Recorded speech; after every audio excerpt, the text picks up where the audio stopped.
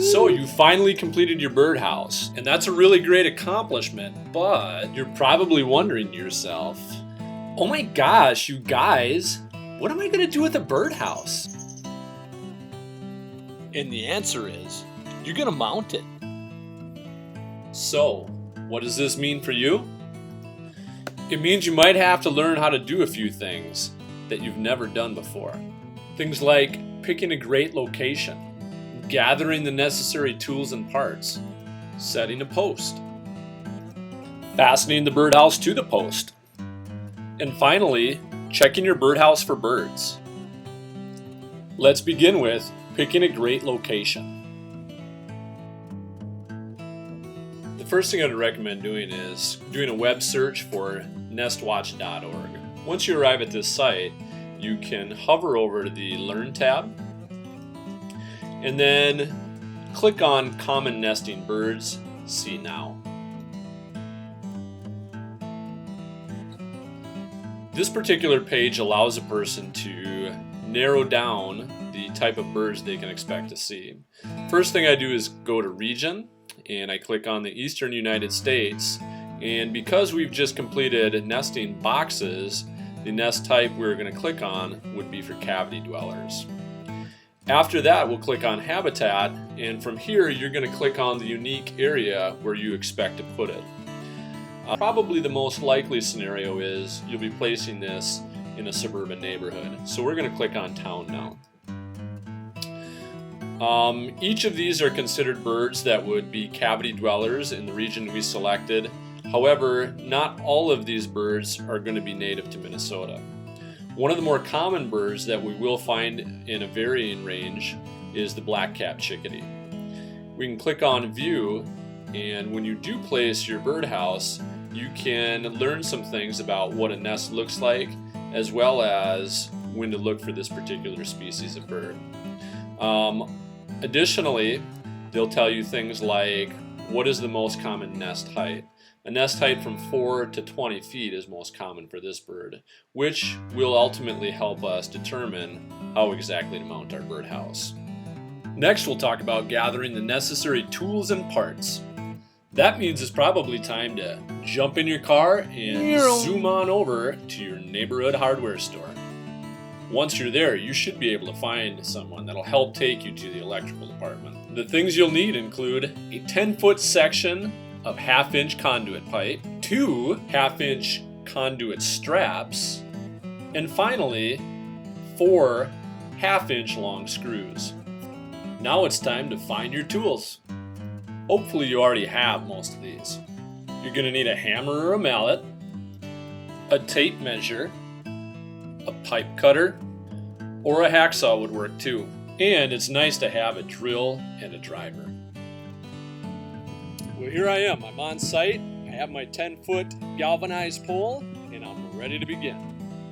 First thing I'm going to do is lay out the pipe and cut it to length. For that, I'm going to need a tape measure. You're going to start by putting one end of your tape measure on the far side of the pipe, and then just simply walk it along the entire length of the pipe. From there, you're going to measure to 8 feet and mark that spot. That'll be the spot that you cut. The next thing I do is put my pipe cutter on my pipe, like this. Then just spin the pipe cutter around and tighten every turn. Until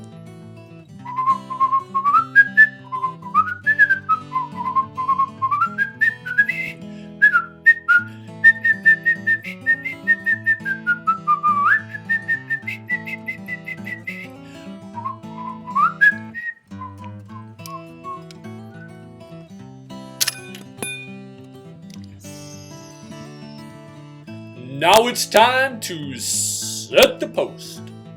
Alright, so I've done a couple things. I'm out here on site, and I ended up flattening the tip of my post. I kind of like that because it helps me drive it into the ground, and then it keeps it from spinning in the wind, which kind of just irritates me. As you can see, I have my birdhouse here. I also have a large mallet, and I also have my pipe cutter. I'm going to end up trimming off the tip when I'm done. One of the things to keep in mind is before you start pounding a stake into the ground, you should definitely call Gopher State 1 to make sure that there's not any utility lines underneath where you're going to pound it. So in a moment I'm going to climb the ladder. It's kind of nice to have somebody help support the ladder so you don't end up falling off.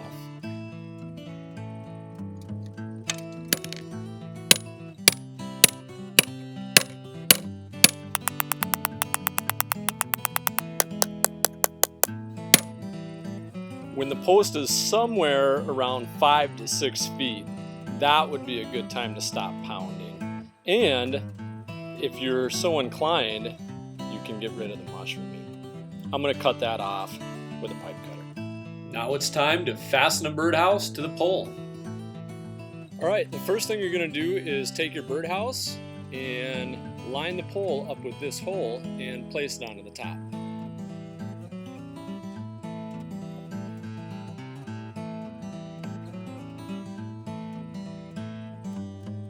Then you're going to take 2 conduit straps and snap one high and one low on your piece of conduit.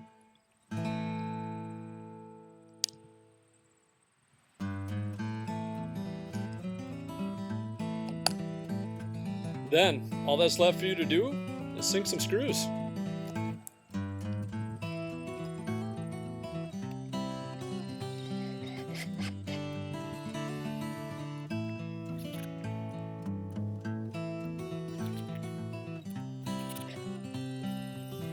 That's it. Now it's time to check and service the birdhouse. This is my favorite part. Get to check on the birds.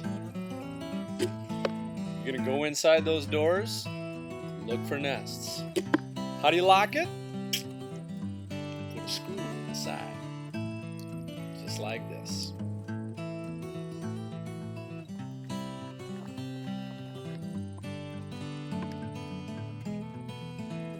Let's see a raccoon try to get in there, huh?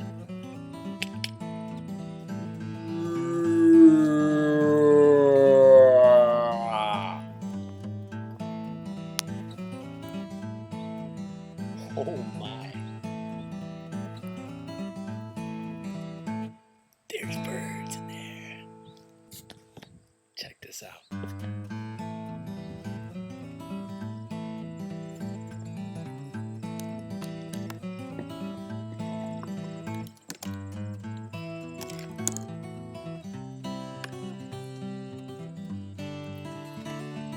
Well, I've got my afternoon planned.